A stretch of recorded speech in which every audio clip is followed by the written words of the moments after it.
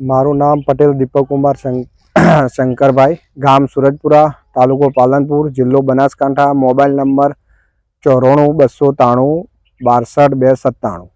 દીપકભાઈ, તમે જે બટાકાની અંદર ખેતી કરી એમાં શરૂઆતના પાયામાં કયું કયું ખાતર વાપરેલું?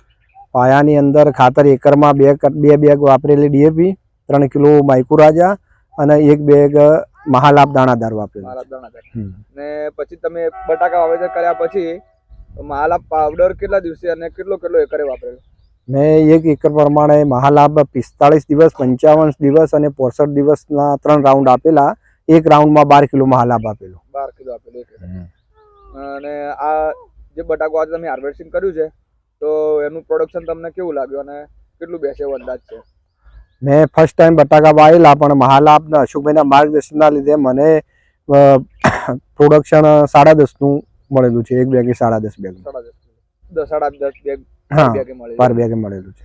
બરોબર. તો બીજા ખેડૂતને તમે મહાલાભ દાણાદાર અને મહાલાભ પાવડર વિશે શું અભિપ્રાય આપશો?